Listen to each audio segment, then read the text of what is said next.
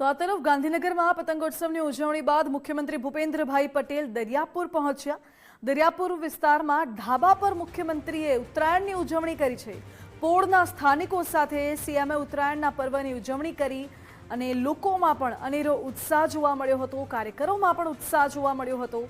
CM પોતે અહીં ઉજવણી કરવા માટે પોળમાં પહોંચ્યા હોય અને પોળના રહીશો સાથે સ્થાનિકો સાથે જ્યારે ઉત્તરાયણ પર્વની ઉજવણી સીએમ કરી રહ્યા હોય ત્યારે એ પોળના લોકો માટે પણ ખૂબ ગર્વની વાત છે।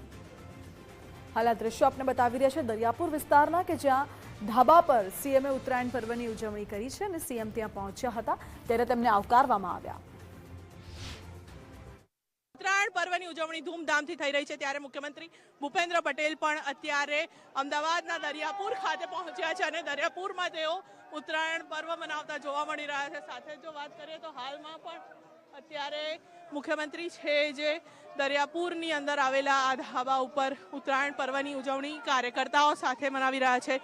તો ધારાસભ્ય, સાંસદ સભ્ય અને સાથે જ અહીંયાના કાર્યકર્તાઓ અને જે વિસ્તાર છે દરિયાપુર ત્યાંના લોકો હાલ અહીંયા ઉપસ્થિત છે।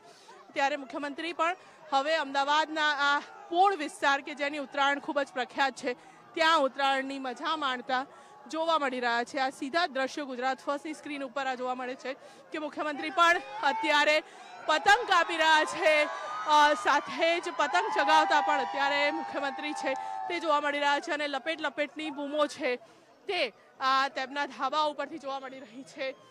ત્યારે હવે મુખ્યમંત્રી છે તે અહીંયાથી ઉત્તરાયણની ઉજવણી કર્યા બાદ હવે ની ઉજવણી કરી અને આજનો દિવસ છે તે ખૂબ જ મહત્વનો છે અને ત્યારે ભૂપેન્દ્ર પટેલે પણ દરિયાપુરની અંદર ઉત્તરાયણ પર્વની ઉજવણી કરી। કેમેરામેન જય જાની સાથે રીમા દોશી, ગુજરાત ફર્સ્ટ, અમદાવાદ।